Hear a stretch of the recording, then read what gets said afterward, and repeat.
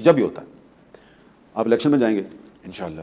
تو الیکشن میں جب آپ جائیں گے تو میاں محمد شہباز شریف صاحب اپنے جو جلسے ہیں اس میں ایسا کون سا کارنامہ بیان کریں گے کہ میں نے 16 مہینے کی حکومت میں یہ کارنامہ کیا جس کی وجہ سے میری پارٹی آپ کے ووٹ کی مستحق ہے؟ بڑا اچھا سوال کیا میرے صاحب آپ نے.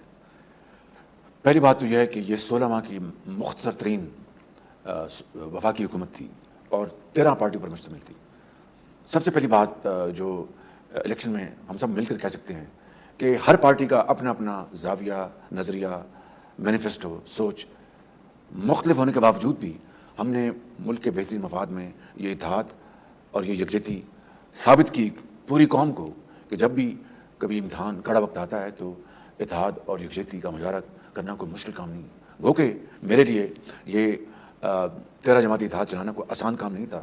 میں I am not cut for this job, آپ جانتے ہیں، لیکن میری ذمہ داری تھی، مجھے دی گئی تو میں نے الحمدللہ تمام پارٹیوں کے تعاون سے یہ ذمہ داری نبھائی. نمبر 1 تو یہ آئندہ کے لیے بھی ایک میں سمجھتا ہوں کہ یہ ایک مثال ہے. نمبر 2 سیلاب پاکستان کی تاریخ میں بدترین سیلاب آئے، بدترین، اور اس کو اس اتحادی حکومت نے اور تمام اداروں نے مل کر دن رات محنت کر کے اور سیلاب زدگان کو جو بھی ریلیف ہم پہنچا سکتے تھے اپنے وسائل سے، جو باہر کے ممالک سے آئی جو بھی امداد آئی ان کو ہم نے انتہائی شفاف طریقے سے تقسیم کیا.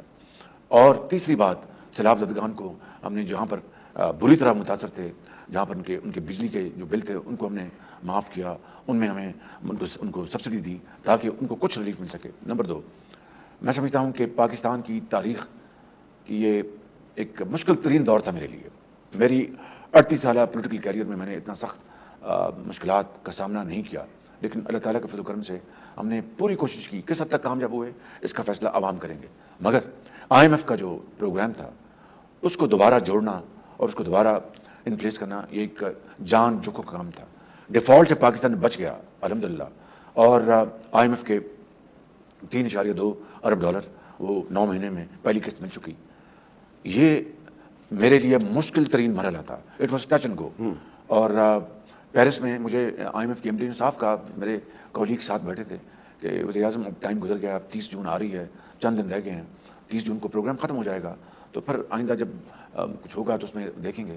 تو یقین کریں کہ وہ لمحہ میرے لیے بڑا ایک بہت مشکل مرحلہ تھا. آپ نے ٹچ اینڈ گو کا لفظ استعمال کیا، ڈیفالٹ سے آپ بچے ٹچ اینڈ گو. جی درست ہے. کیا یہ بھی درست ہے کہ صرف آپ ڈیفالٹ کے معاملے میں قریب سے نہیں بچے، ماشاء اللہ سے بھی بڑے قریب سے بچے ہیں آپ؟ ایک حوالے سے جی، یہ بالکل ایک حوالے سے بھی میں سمجھتا ہوں کہ بڑی تدبر سے ہم نے بڑے صبر سے ہم نے یہ معاملہ ہینڈل کیا تھا، اور اللہ تعالیٰ نے اس ملک.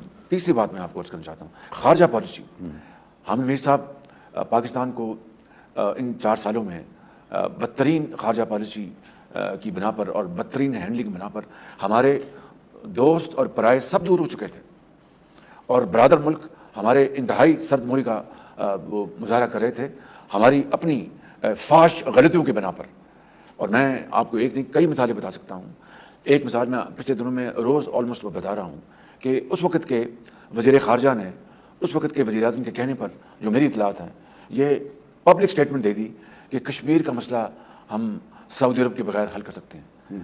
کر سکتے ہیں نہیں کر سکتے یہ تو اللہ تعالیٰ جانتا ہے، لیکن ایک بات تو طے ہے کہ 1947 سے جب سے پاکستان نے آزادی کی آنکھ کھولی، سعودی عرب نے تو پاکستان کی غیر مشروط ہر محاذ پر مدد کی، مالی مدد کی، سیاسی مدد کی، اور خارجہ محاذ پر جہاں جہاں ہمارے ایشوز تھے وہاں پر ہمارے ساتھ سٹینڈ لیا.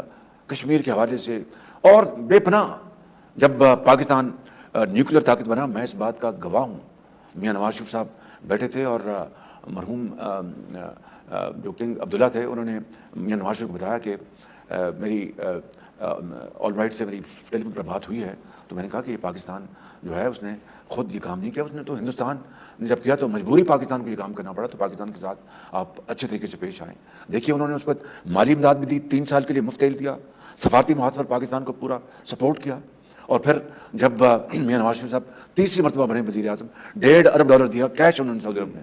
اور اس طرح کی بے شمار میں آپ کو بتا سکتا ہوں. کہنے کا مقصد یہ ہے کہ اگر آپ اپنے موسم کا شکریہ ادا نہیں کریں گے تو آپ کو کون آپ کی عزت. آپ نے خارجہ پالیسی کے چیلنجز کا ذکر کیا، تو ابھی ایک امریکن ویب سائٹ ہے انٹرسیپٹ، اس نے ایک سٹوری شائع کیا اور انہوں نے دعویٰ یہ کیا کہ وہ جو سائفر جس کی وجہ سے پچھلے سال ایک بہت بڑی کنٹروورسی بنی تھی اس کا اصل متن انہوں نے چھاپ دیا، اور وہ اس متن کا یقیناً آپ کو پتہ چل گیا ہوگا، تو اس متن کے حوالے سے آپ یہ نہیں سمجھتے کہ وہ ایشو دوبارہ زندہ ہو گیا؟